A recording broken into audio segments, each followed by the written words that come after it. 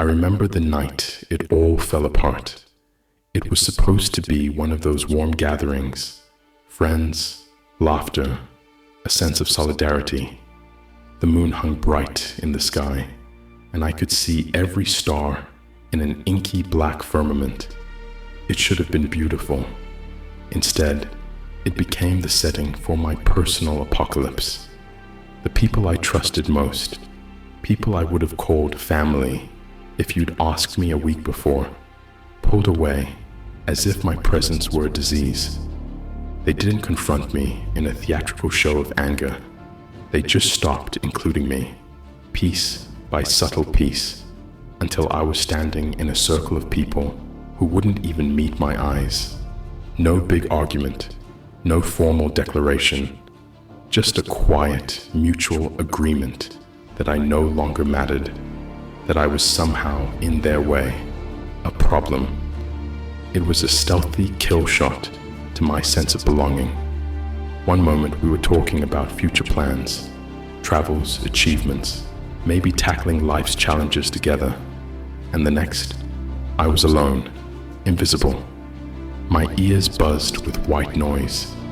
I caught snatches of conversation, hints that they had bigger, better alliances forming, that I was too needy, that I was holding them back.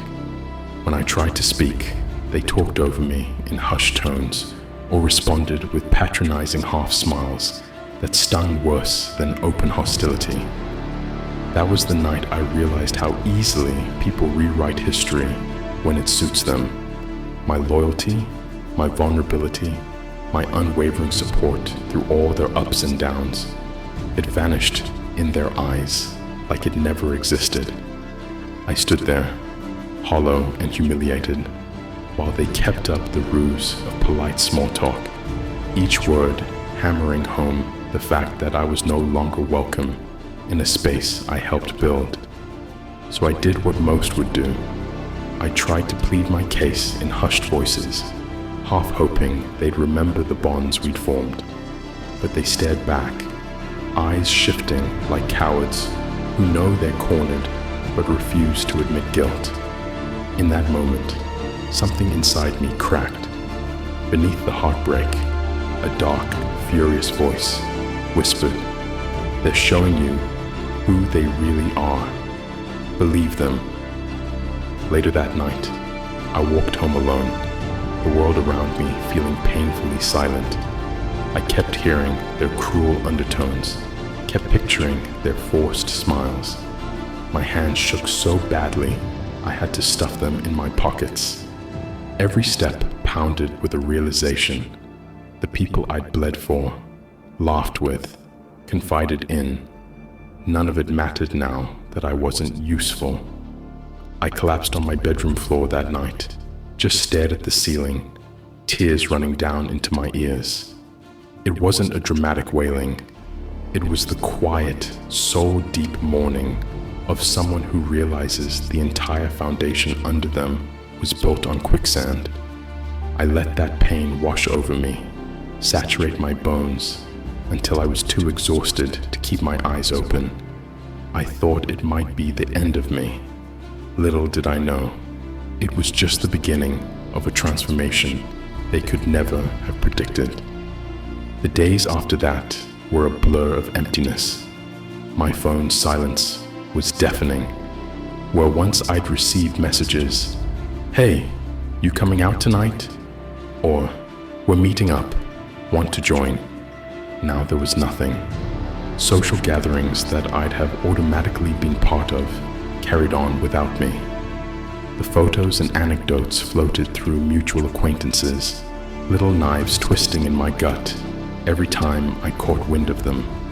If I reached out first, I got lukewarm responses, if any. It was clear I was no longer welcome in their world. It felt like the universe shrank to the four walls of my room. I only left my bed for basic necessities. Every time I flicked on the lights, the room glowed with a sickly warmth that made my stomach churn.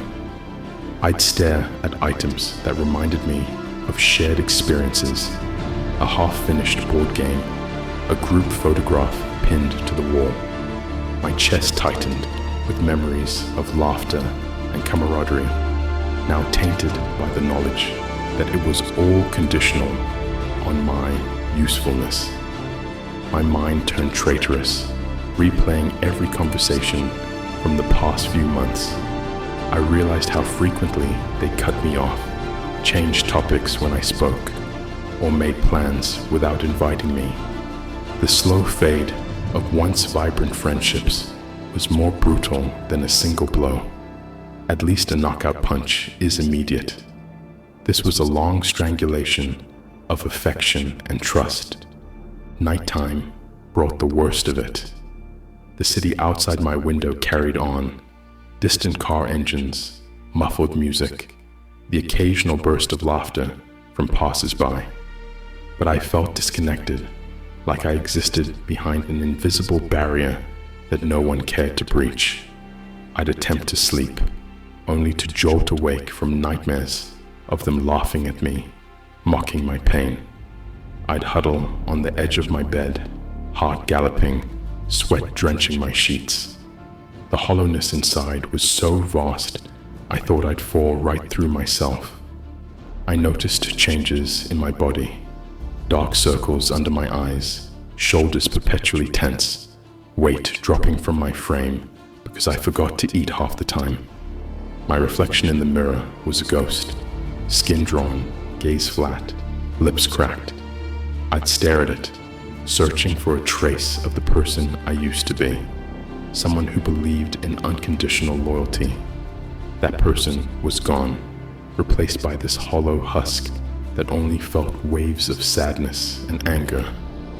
Attempts to find new connections felt futile. My heart wasn't in it. Trust was now a distant concept, a relic of a world that had died when they turned on me.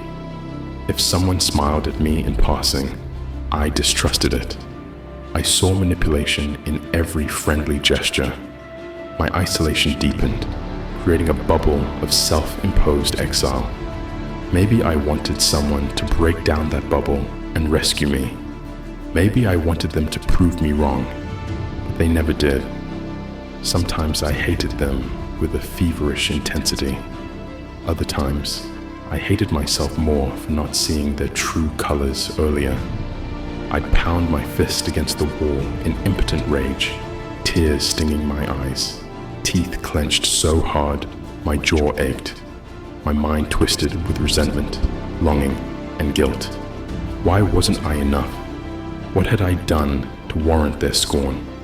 No answers came, just an endless loop of questions echoing in a chamber of silence. But deep inside that silence, a small spark began to glow. It was an ember of defiance, a whisper that said, "You can drown in this misery, or you can channel it." At first, I ignored it, too mired in heartbreak to listen. But the ember persisted. Each day, it grew a fraction brighter, fed by the same despair and anger that had left me crippled. Little did I know, it was building into something powerful, something monstrous. Eventually, my sadness calcified into a single, undeniable hunger. I wanted to surpass them. It wasn't about rejoining their circle or begging for their acceptance. It was about showing them, and myself, that I was capable of towering over their dismissive attitudes, of breaking through every limitation they'd pinned on me. The more I thought about it, the more my blood hummed with anticipation. If they saw me as worthless without them, I'd become so formidable, they'd regret every second they spent underestimating me. The first step was reclaiming my physical body from the slump of isolation. I started pushing myself to do intense workouts in the privacy of my room. Squats, lunges, push-ups, rep after agonizing rep, until my muscles shook and sweat blinded my vision. My arms felt like molten lead, my legs threatened to collapse. But I kept going, fueled by images of them whispering behind my back, fueling a savage competitiveness inside me. Let them see what I become, I snarled inwardly, alone in that tiny space. It was more than just physical training. I devoured whatever I could learn, honing skills I once let languish. If I had an hour to spare, I used it to read, to practice something new, to sharpen my mind. My days became a militant schedule. Wake up earlier than the sun, train until my lungs burned, refuel, then dive into hours of voracious learning. When I finally let myself collapse at night, my body felt broken, but my spirit buzzed with a fierce electricity. I stopped waiting for phone calls or invitations. I fashioned my own agenda, set my own goals, focusing on personal challenges that I could conquer in total solitude. I found an almost sadistic thrill in outdoing my previous day's record, whether it was the number of squats or the complexity of a new skill.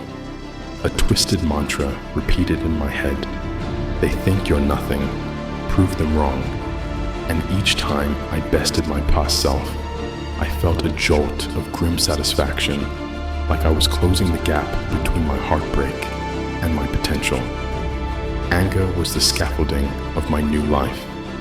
Every time I pictured them snickering among themselves, my chest tightened, and I'd slam out another set of exercises.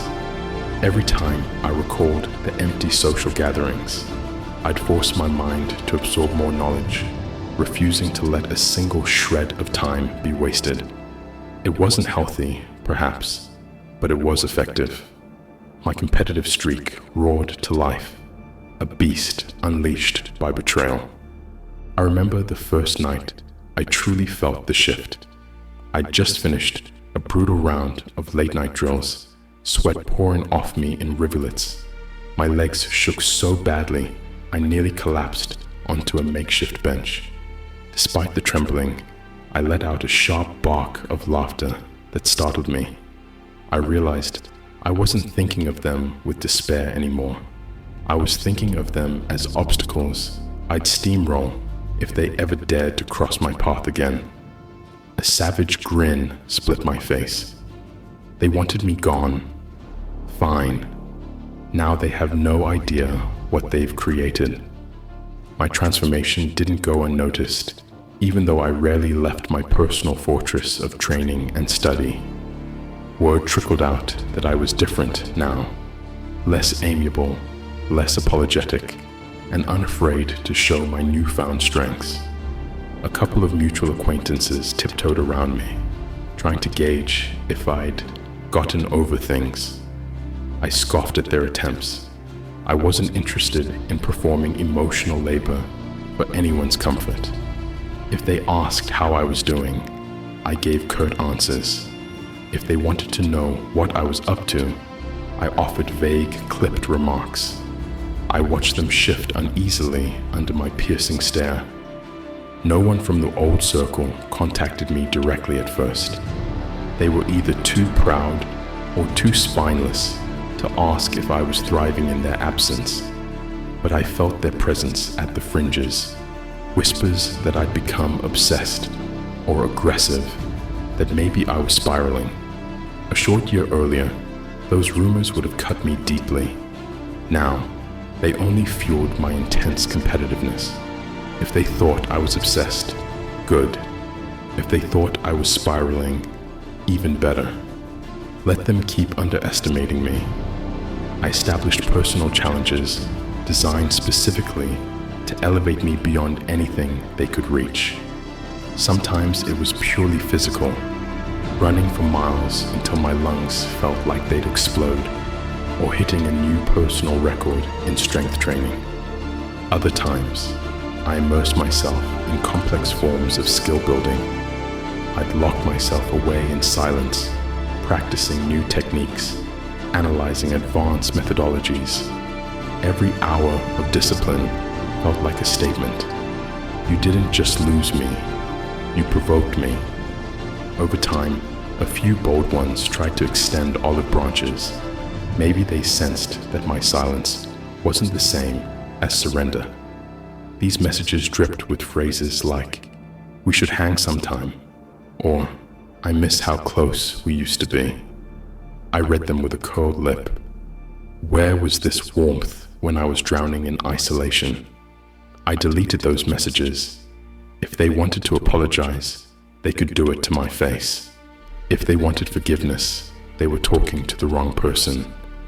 My thirst for vengeance had evolved into an unrelenting drive, one that left no space for half-hearted reconciliations. I did, however, continue to interact on the fringes of mutual social circles, not because I craved acceptance, but because it was a new battlefield. I'd show up unannounced to certain gatherings, head held high, aura bristling with defiance. The tension would spike the moment they saw me. They'd pause their laughter, their easy chatter. I scanned their faces, memorizing every flicker of shock or regret. Then I'd walk away after a brief, forced greeting. The message was clear. I'm not hiding, and I don't need your approval. Deal with it. People asked me once if I missed the old camaraderie, the inside jokes, the shared celebrations. Of course I did, at times, but the pain of betrayal had scorched those memories, leaving them irreversibly tainted. I couldn't unsee the moment they all turned away. I'd rather keep forging my new path alone than beg for scraps of forced friendship. Besides, every step forward I took, every goal I crushed, felt like a direct challenge to the illusions they sold me. I was rewriting the narrative they'd assigned me. Despite my outward progress, I wrestled with a war inside my head.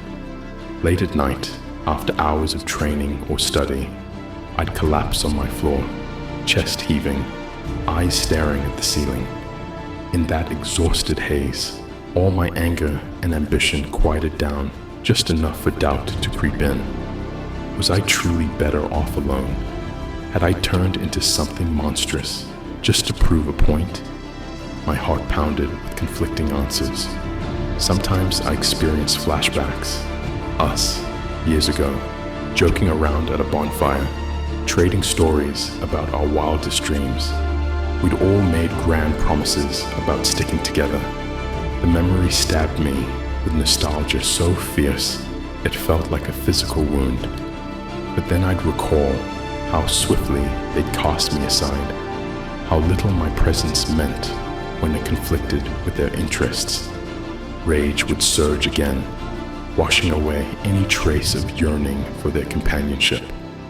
I had become a vortex of contradictions. I relished my solitary achievements, yet occasionally longed for genuine camaraderie. I loved the power I felt coursing through my veins, but I also missed the innocence of trusting people without fear. Anger was a potent fuel, but it left me with a bitter aftertaste. Is there another way to climb this mountain? I sometimes wondered. But an even louder voice replied, "They forced your hand. This is the only way." On rare occasions, a moment of vulnerability pushed through. Once, after an especially grueling practice session, my legs gave out. I crumpled to the ground, tears flooding my eyes.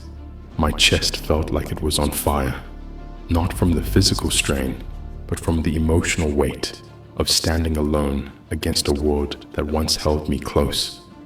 I curled up, swallowing sobs. It was a horrifying reminder that no matter how strong I became, a part of me was still raw, still capable of bleeding over their betrayal. But as quickly as those cracks appeared, I sealed them with renewed ferocity. Pain was a reminder I was alive, and if I was alive, I could keep pushing further. If the world demanded a monster to protect itself from heartbreak, I'd oblige. I set new milestones, more extreme, more punishing. My body adapted to the daily onslaught. My mind drank in complexity and thrived on challenge. I even found fleeting moments of pride in how far I'd come from the broken person who'd wept on a bedroom floor. Friends, real friends, a rare few, worried I was tearing myself apart. They said I seemed hard, distant, that my eyes no longer held the same warmth. I offered them half-truths, claiming I was just focused. Maybe that was partly true, but I knew the real reason. The deep cuts left by betrayal had turned me into a fortress of cynicism and fierce determination. Trust was an unacceptable risk, especially when I remembered how quickly they'd discard me for their convenience. Yes, a war raged inside me. Compassion pitted against vengeance, softness against an ironclad will. Yet no matter how brutal the inner battle got, I kept forging ahead, unwilling to let the old circle's cruelty define my future. They'd lit this fire, and I'd burned through every barrier I encountered until I stood at a place far beyond their reach. My desire to surpass them crystallized into a competitive streak, so intense it shocked those who had never seen this side of me. Every single day, I woke up with a single electrifying thought. I will be better than I was yesterday, and better than any of them could dream to be. If that meant sweating until I was dizzy, or studying until my eyes felt like sandpaper, then so be it. Pain was inconsequential compared to the satisfaction of outdoing the ghosts of my past. I saw challenges everywhere, be it physical feats, intellectual puzzles, or creative endeavors. The key was to push myself beyond the boundaries that once confined me. If something seemed impossible, I attacked it with relish. I wanted to become the kind of person they'd never dare underestimate again, the kind who thrives in hostile conditions. And oh, I found hostility in every corner of my memory. Every time I recalled their dismissive tones or turned backs, people started calling me driven, even ruthless. Good, let them say it. I'd rather be a predator in a world of cunning opportunists than a sacrificial lamb hoping for mercy. My thirst for success, for triumph, drowned out the last echoes of doubt. The more victories I claimed, the more I craved. I wanted them big and small. Didn't matter, as long as each step forward reminded me that I was the one writing my own destiny now.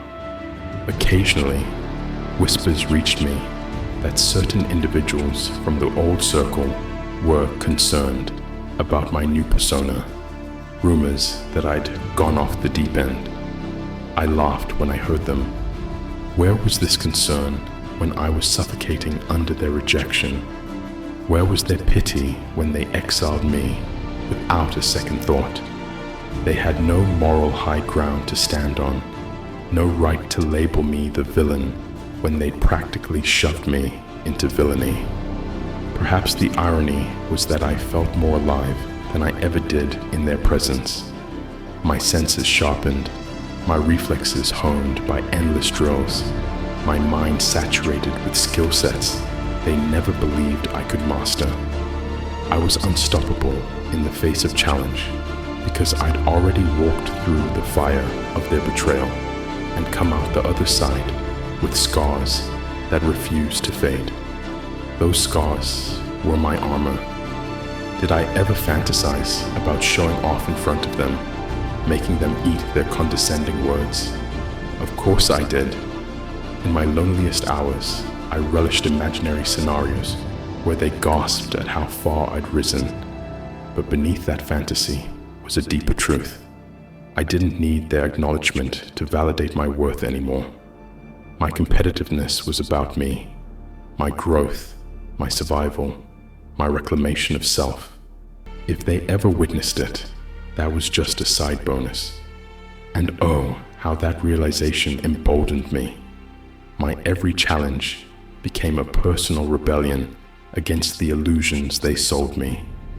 Every push-up was a defiant snarl. Every new technique, a savage retort to their verdict that I was no longer useful. Their betrayal had birthed in me a monstrous drive, a beast with unquenchable ambition. They might regret crossing me, or they might not. It didn't matter. I was no longer playing their game. I was forging my own. I eventually reached a point where I could no longer avoid crossing paths with them. Life has a twisted sense of humor that way. It was a reunion of sorts, a large social event that drew many from the old days. Part of me contemplated skipping it, unwilling to be in the same room as them, but another part demanded I go, to stand tall before the ones who cast me aside. The event buzzed with casual chatter and forced smiles. I swept through the crowd, posture rigid, chin high, eyes scanning for their faces. And there they were, in a corner, huddled in familiar closeness, but now with a slight tension. The moment they spotted me, the energy shifted. Their conversations halted. They looked like deer caught in headlights, unsure whether to bolt or pretend they didn't see me. I walked over, every nerve in my body alight. It wasn't about making a scene or demanding apologies. It was about refusing to hide. My heart hammered, but my expression remained calm, almost cold. I greeted them with a curt nod, met their stammering attempts at small talk with clipped replies. I noticed them exchanging uneasy glances, gauging how much I knew, how resentful I might be. Their eyes flickered with something akin to shame or regret. One tried to bring up old times, nostalgia dripping from their voice. I let them talk without responding, let them dangle in the awkward silence. Finally, someone stuttered. "We heard you've been doing things differently." The subtext was clear. "We know you've become someone else." I let out a short, humorless laugh. "Different is one word for it," I said. Another hush fell. No one dared to ask for my story, though I could see curiosity burning in their eyes.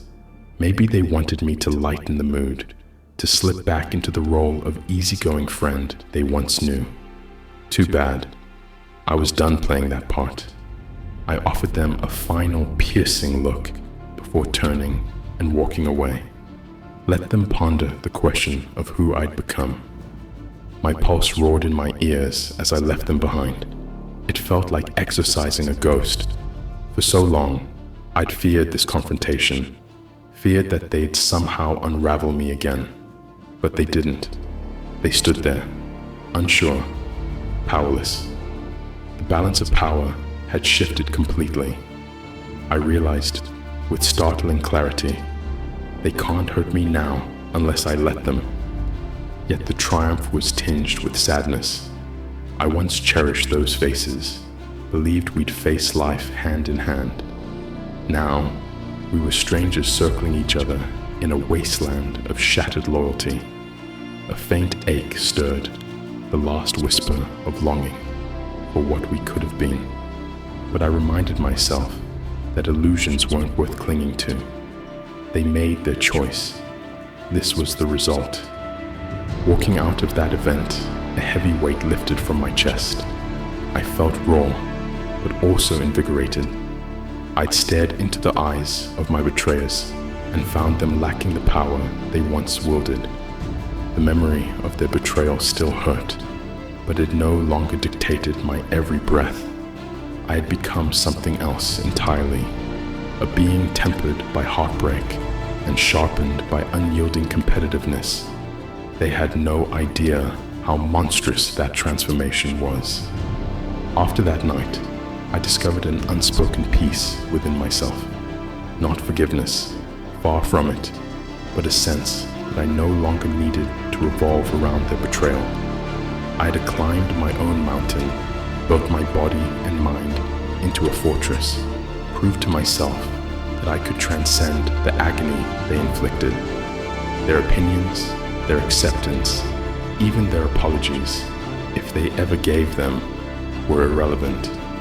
I had learned to breathe fire without relying on anyone's oxygen. My routine remained intense, my competitive drive unquenched, but it was no longer solely about outrunning the ghosts of their rejection. It was about seeing how far I could push the boundaries of my new self. What started as a revenge-driven obsession evolved into a personal crusade for excellence. Whether they witnessed it or not became secondary. I was training for me now. People on the fringes asked if I'd ever reconcile with them, if there was a chance to mend the old wounds. I didn't have a neat answer. Part of me still bristled at the thought, unwilling to let go of the bitterness that fueled me. Another part acknowledged that carrying hate too long can be its own prison. But I wasn't ready to open that door. Perhaps the scars needed more time before they could be anything but weapons. The real turning point came in a quiet moment, an evening when I sat outside under a pale sky streaked with dying sunlight. I'd finished a grueling day of pushing my limits, and my muscles still trembled. Watching the sun slip beyond the horizon, I felt an odd surge of gratitude for the betrayal, for the pain, for the forced solitude. Without it, I would have stayed complacent, lulled into believing those fake friendships were real. I would have remained naive, stunted. Instead, I became unstoppable. I whispered into the dusk, as if speaking to them, though they weren't there. You thought you broke me, but I'm more alive than ever. The breeze carried the words away, and I realized I meant it, down to my core. I owed them a grim kind of thanks, because their cruelty was the crucible that forged every ounce of strength in my body and mind. Did that make me a monster? By traditional standards, maybe. I was definitely colder, less willing to entertain shallow connections, more inclined to let my raw ambition blaze unchecked. But this monster was free in ways I never imagined. My eyes had opened to the harsh truth of how fleeting loyalty can be. My heart had found a new rhythm that didn't depend on external validation. I was alive by my own rules. It's taken all this time, years of isolation, rage, brutal self-discipline, to see what truly happened. You didn't just betray me. You set me ablaze, lighting every fiber of my being with a furious determination to rise above your petty politics, your empty friendships, your hollow acceptance. I've clawed my way out of the grave you dug for me, and in doing so, I discovered a reservoir of ferocity that no one can take away.